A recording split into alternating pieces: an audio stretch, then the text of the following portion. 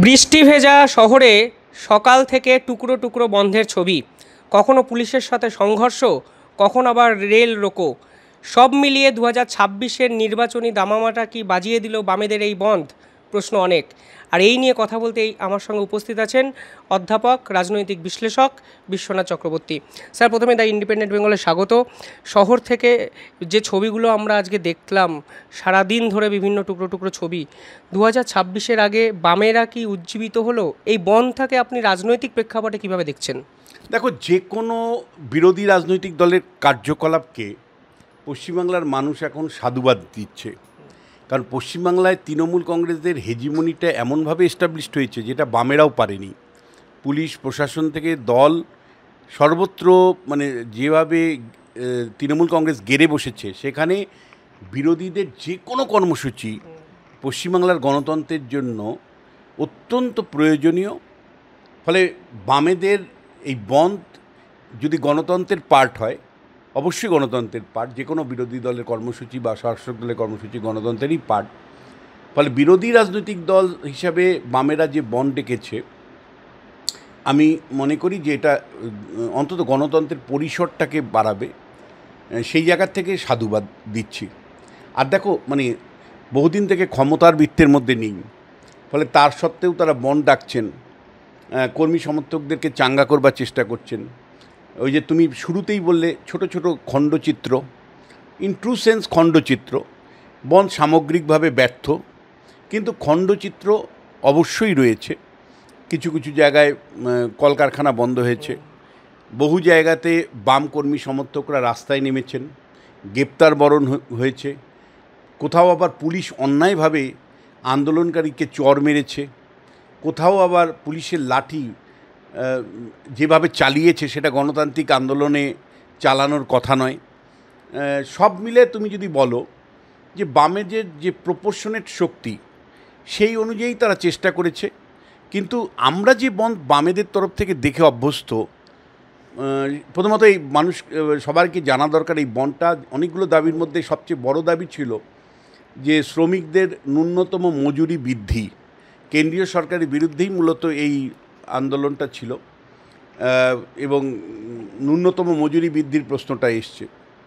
এটা নিয়ে অনেক অর্থনৈতিক বিশ্লেষণ আমার আছে, যে সত্যি আমাদের দেশে তুমি যদি মজুরি খুব বেশি বাড়াও, তাহলে বহু লোক কাজ করবার মানে সুযোগ হারিয়ে যাবে। যেমন আমরা অনেক সময় হয়তো বলি যে শ্রমিকদের মজুরি বাড়াতে হবে অনেক, কিন্তু তাহলে দেখবে তুমি যেহেতু মধ্যবিত্তের আয় বাড়াতে পারছো না, মধ্যবিত্ত বলবে যে না, আমার বাড়ির কাজ পরিচায়িকা চাই না, আমি কাজের লোক কমিয়ে দিব, আমি যন্ত্রের ব্যবহার বাড়াবো।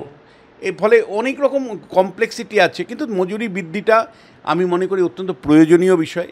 আমি শিক্ষক হিসাবে যেমন ডিএ প্রত্যাশা করি, মজুরি বৃদ্ধিটা হবে, এটা আমি মনে করি ন্যায় বিচারেরই পার্ট।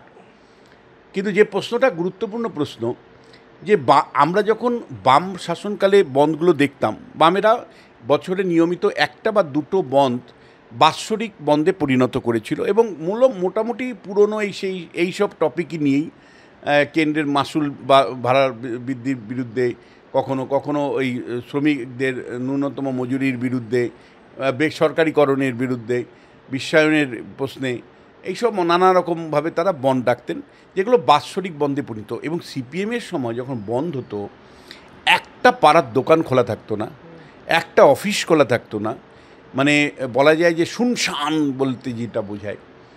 আর আজকে ক্ষমতার বৃত্তে যখন চলে গেছে, এখন তো প্রশাসন নিজের হাতে নেই, পুলিশ নিজের কাছে নেই। ফলে এখন যখন বন্ধ ডাকছে, তখন সেই বন্ধগুলোতে কিন্তু বলা যায় যে আংশিক, খুবই আংশিক সাড়া মিলছে। এবং সেই আজকে সারা রাজ্যে যদি তুমি দেখো, তাহলে এক কথায় কেউ উড়িয়ে দিতে পারে যে বন্ধ পুরোপুরি ব্যর্থ। কিন্তু তারপরেও আমি বলবো যে কিছু কিছু জায়গায় শ্রমিকরা এগিয়ে এসেছে, যেখানে এখনও সিটু আছে, সেখানে বন্ধ কিছুটা হয়েছে, মানে কারখানা বন্ধ হয়েছে কিছু জায়গায়। আর বামেরা রাস্তায় নেমে প্রতিবাদ বহু জায়গায় করেছে, মিটিং মিছিল করেছে। সেটা একটা গণতান্ত্রিক পরিবেশের জন্য খুব গুরুত্বপূর্ণ। বিশেষ করে পশ্চিমবাংলায় যেভাবে শাসক দলের চোখ রাঙানি চলে, শাসক দলের চোখ রাঙানিকে মানে উপেক্ষা করে কিছু কিছু জায়গায় তারা দুঃসাহস দেখিয়েছে সিপিআইএম দল। আমি বহু জায়গায় দেখছিলাম যে তৃণমূল কংগ্রেসের পতাকা নিয়ে এই বন্ধের বিরোধিতা করতে নামার যে ভাষা, যেটা এবিপি আনন্দের টেলিভিশন চ্যানেলে দেখেছি আমি, যে বন্ধ আটকানোর জন্য তৃণমূল কংগ্রেস রাস্তায় নেমে যে ভাষা দেখালো, সত্যি আমি ভাবি যে ২৬-এর নির্বাচনটা আদতেও হবে তো? এই ভাষায় যদি তৃণমূল কংগ্রেস নির্বাচনের সময় নেমে যায়, পৃথিবীর কোনো শক্তি নেই মানে তাদেরকে আটকানো। মানে না সেন্ট্রাল গভর্নমেন্টের মানে সেন্ট্রাল ফোর্সের আছে, না ইলেকশন কমিশনের আছে, আর বাম কংগ্রেস তো ইঁদুরের মতন অবস্থা। এখানে পাল্টা বামেদের পক্ষ থেকে বলা হচ্ছে যে বিজেপি শ্রম কোডের বিরুদ্ধে এই বন্ধ, তৃণমূলের হঠাৎ করে রাস্তায় নেমে আমাদের বন্ধ আটকানোর মানেটা কি? না দেখো, এটা মানে আমার রাজত্ব, আমি এখানে সব সচল রাখি। যদিও আমরা জানি তৃণমূল কংগ্রেসের গোষ্ঠীদ্বন্দ্বের কারণে, তৃণমূল কংগ্রেসের মানে ভ্রান্ত শিল্পনীতির জন্য একের পর এক শিল্প বন্ধ হচ্ছে, কলকারখানা বন্ধ হচ্ছে, সরকারি কর্মচারীদের নিয়োগ না করার জন্য মানে এখন দুয়ারে সরকার বলতে হচ্ছে, আর সারা বছর সরকার খোলা রাখতে পারছে না, কেবলমাত্র নির্দিষ্ট কয়েকটা দিন সরকার খুলে থাকছে আর বাদবাকি সরকার বন্ধ। সবাই জানে সরকার বন্ধ, কিন্তু তৃণমূল কংগ্রেস যেটা দেখাতে চাইছে যে এখানে কোনো বিরোধী দলের পরিসর আমি রাখবো না, ফলে সেই জন্য পুলিশকে নামিয়ে দেওয়া হয়েছে, গুন্ডা বাহিনীকে নামিয়ে দেওয়া হয়েছে, এবং যে শারীরিক ভাষা দিয়ে কোথাও কোথাও সিপিএমের কর্মী সমর্থকদের শাসানি দিল, সেইটা কিন্তু মানে আগামী যে ২৬-এর নির্বাচন তার একটা ইঙ্গিত দিয়ে রাখলো, টেলার হিসাবে আমি দেখছি।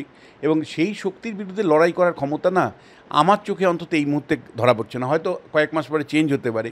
যে শারীরিক শক্তি প্রদর্শন করতে পারছে তৃণমূল কংগ্রেস কর্মী সমর্থকরা বা তাদের যে বাহিনী, সেইটাকে মোকাবিলা করার মতন ক্ষমতা সিপিএমের নেই। দেখো, সিপিএম এখন কেবলমাত্র 6-7% দলে পরিণত হয়েছে, তাদের বিধানসভায় শূন্য থেকে মহাশূন্যে যাবে, এটা কুণাল ঘোষ প্রায়ই বলেন। আবার লোকসভাতে কোনো সিট নেই, বিকাশ ভট্টাচার্যের সিটটা চলে গেলে রাজ্যসভা থেকেও কেউ থাকবে না। ফলে এইরকম একটা পরিস্থিতিতে তারা যে অন্ততপক্ষে কর্মসূচিটা পালন করেছে, এটাকে আমি সাধুবাদ জানাচ্ছি। আর কর্মী সমর্থকরা মারধর খেয়েছে, মানে পুলিশ তাদেরকে টানা হেঁচড়ে করেছে, তারপরে মানে এই লড়াইটা তো অন্তত দিয়েছে। কিন্তু দেখো, নির্বাচনী রাজনীতিতে কিন্তু সিপিএম নিজেকে পরিবর্তন করতে পারেনি। যদি আমি নির্বাচনের জায়গা থেকে দেখি, মানে অনেক বেশি কানেকটিভ হতো যদি তমান্না খাতুমের মৃত্যুর পরের দিন যদি সিপিএম বন্ডটা রাখতো।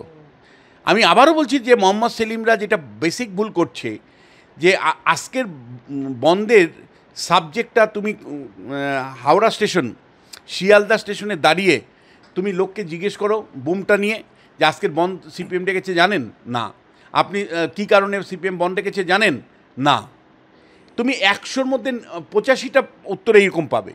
তার মানে মানুষের সাথে কিন্তু কানেক্টিভিটি কিচ্ছু নেই। এবং যদি কালীগঞ্জের মৃত্যুর পরে তমান্না খাতুনের ওইরকম নির্মম মৃত্যু বা তৃণমূল কংগ্রেসের যে তাণ্ডব, মৃত্যুর তাণ্ডব, রক্তের হোলি, তারপরে যদি মানে সুজন চক্রবর্তী, মোহাম্মদ সেলিমরা বন্ডটা ডাকতো কংগ্রেসের সারায় ডাকে সাড়া দিয়ে, তাহলে কিন্তু মানুষ রিলেট করতে পারত।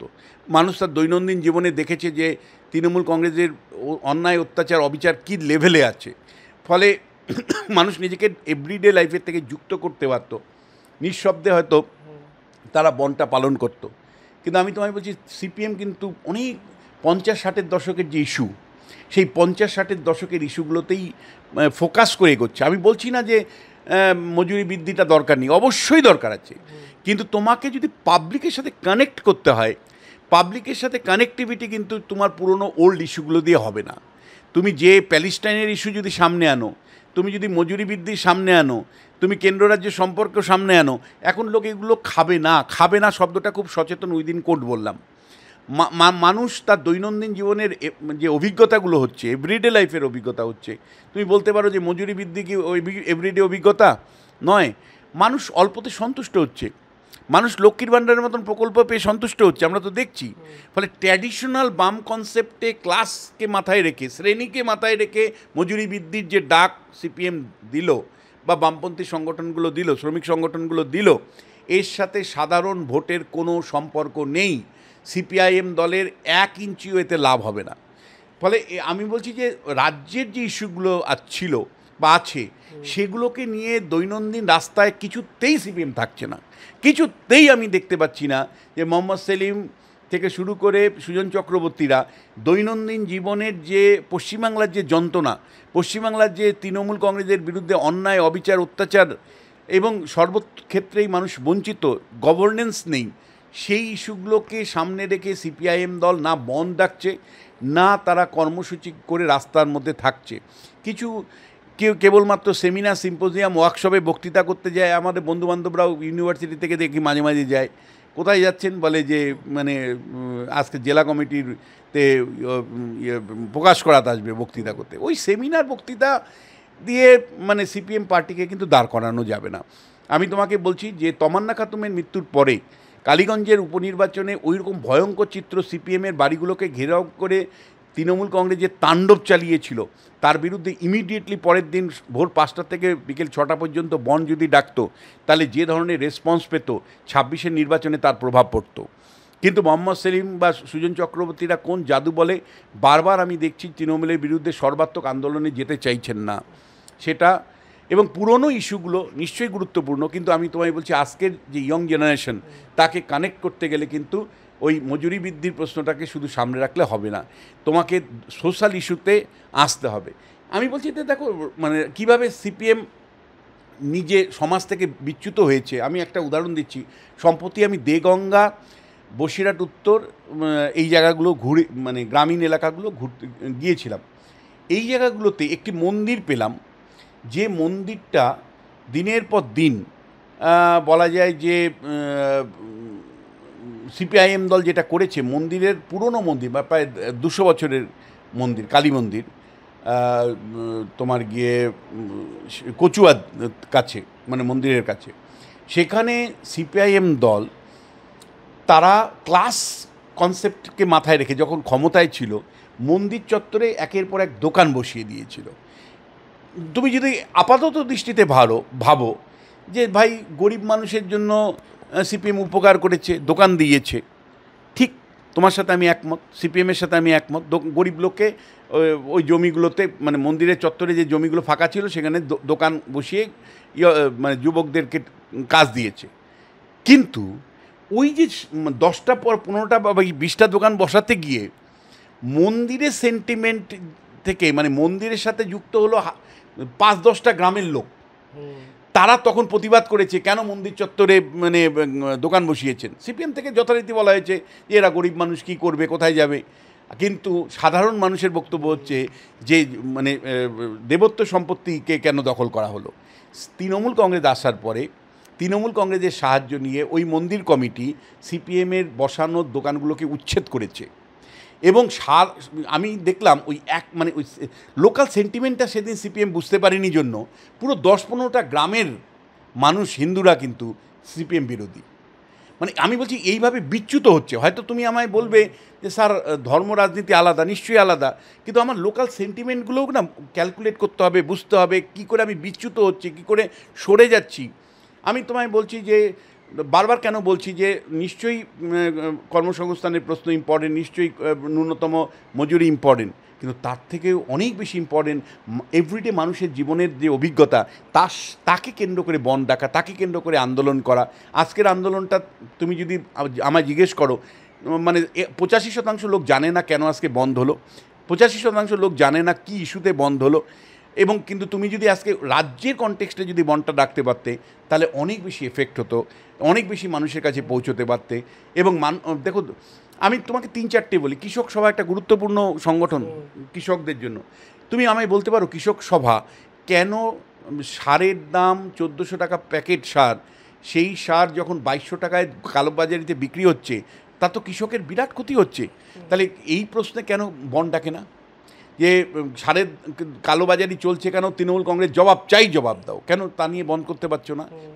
আবার একইভাবে সহায়ক মূল্য সঠিকভাবে মানে চাষিদের হাতে পৌঁছছে না, সময় মতন পৌঁছছে না, যার ফলে ওই সহায়ক মানে ধানের সহায়ক মূল্য সেই কাগজ চলে যাচ্ছে তৃণমূলের লোকজনের কাছে, স্থানীয় ফোরেদের কাছে, তারা লাভটা তুলছে, তাদের বেনামে তারা মানে সরকারের থেকে টাকা তুলছে। আমার যে প্রশ্নটা হচ্ছে এইটা নিয়ে কি সিপিএম এর কৃষক সভা বন্ধ রেখেছে? বা এখন যে ছাত্রদের যেভাবে মানে একটার পর একটা কলেজে যেভাবে মানে মহিলারা নির্যাতিত হচ্ছে, যেভাবে মনোজিৎ মডেল এবং শোষণ এবং মানে উচ্চশিক্ষাটা কার্যত কঙ্কার সাধ্যেহ। এক একটা ইউনিভার্সিটিতে একজন ফ্যাকাল্টি মেম্বার নেই, একজন টিচার নেই। এই নিয়ে রাজ্য জুড়ে একটা বন্ধ তো সিপিএম করতে পারে যে শিক্ষা জলাঞ্জলি হচ্ছে কেন, তৃণমূল কংগ্রেস জবাব চাই, জবাব দাও। তৃণমূল মানে সিপিএম তো এটা বলতে পারে যে কেন ৮,২০০ প্রাইমারি স্কুল বন্ধ হলো, তৃণমূল সরকার জবাব চাই, জবাব দাও। এটা নিয়ে তো একটা মিছিল বা বন্ধ ডাকতে পারতো। ফলে নাগরিক জীবনের যে দৈনন্দিন অভিজ্ঞতা, সেই অভিজ্ঞতাগুলো চলছে একদিকে, সিপিএম দল চলছে আরেক দিকে। ফলে এই যে বন্ধগুলো, এগুলো বাৎসরিক অনুষ্ঠানে পরিণত হচ্ছে, মানুষের সাথে তার কোনো কানেক্টিভিটি থাকছে না। তারপরেও আমি বলছি যে মানে ডেমোক্রেসির পরিসর, সেটার সাথে ইলেকশনের কোনো সম্পর্ক নেই।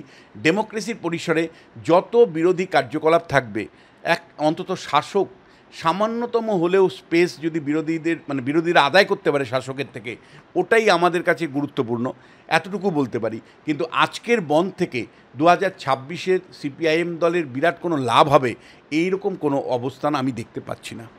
অবশ্যই আত্মবিশ্বাসী নির্মেদ বিশ্লেষণে বিশ্বনাথবাবু বললেন, অন্তত নির্বাচনী যুদ্ধে বামেদের এই ভোট কোনো অংশে সাহায্য করবে না।